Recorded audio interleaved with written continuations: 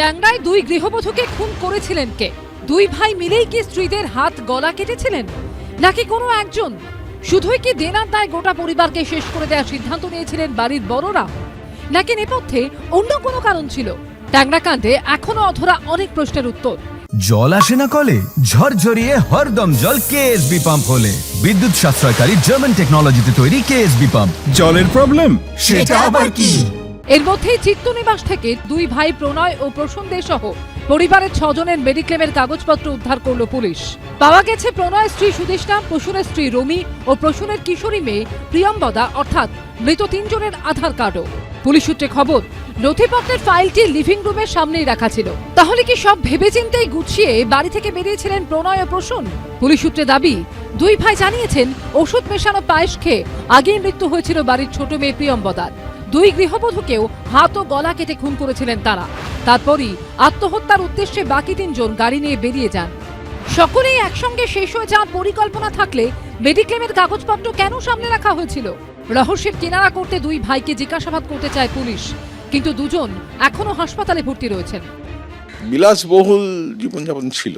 France বা German এরম America এরম গিয়েছিল বলে শুনেছি। ভাইয়ের বিয়ে ডিসেম্বরের মাসে গেছে, তখন এসে 6 জনে মিলেই পার্টিসিপেট করেছে সুন্দরভাবে। কার ভাইয়ের বিয়েছে?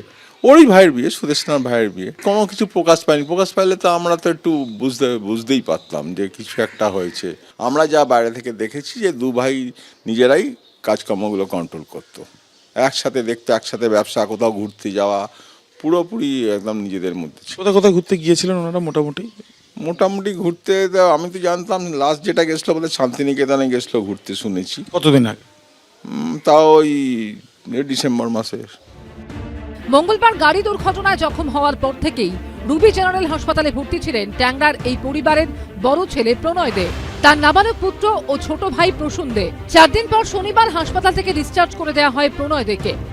এখন এনআরএস হাসপাতালের অর্থোপেডিক বিভাগে তার চিকিৎসা চলছে। অন্যদিকে ছোট ভাই প্রসূন দের পাঁজরে চোট রয়েছে। হাই রেজলিউশন সিটি স্ক্যান করা হয়েছে পাঁজরের। সোমবার প্রসূন দে ও বড় ভাই প্রণয় দের নাবালক ছেলেকে রবি হাসপাতাল থেকে ডিসচার্জ করা হতে পারে, যদিও এখনো কেউ নাবালকের দায়িত্ব নিতে এগিয়ে আসেননি। সেক্ষেত্রে তাকে কোথায় পাঠানো হবে সে বিষয়ে পুলিশের সঙ্গে কথা বলা হচ্ছে, খবর হাসপাতাল সূত্রে। পাশাপাশি হাসপাতালের তরফে জানানো হয়েছে যে 3 জনের চিকিৎসা হয়েছে তাদের তরফে এখনো বিল মেটানো হয়নি। টাকা পাওয়ার আশায় না থেকেই সকলকে দ্রুত সুস্থ করার চেষ্টা চালাচ্ছে হাসপাতাল কর্তৃপক্ষ।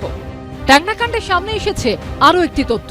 পরিবারের এক আত্মীয় জানিয়েছেন, বড় ভাই প্রণয় দে জ্যোতিষবিদ্যায় পারদর্শী ছিলেন। আবির দত্ত ও ঝিলাম করঞ্জয়ের রিপোর্ট, এবিপি আনন্দ, কলকাতা।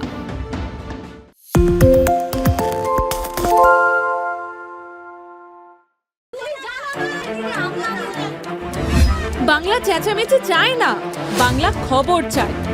বাংলা খবর, বাংলার খবর।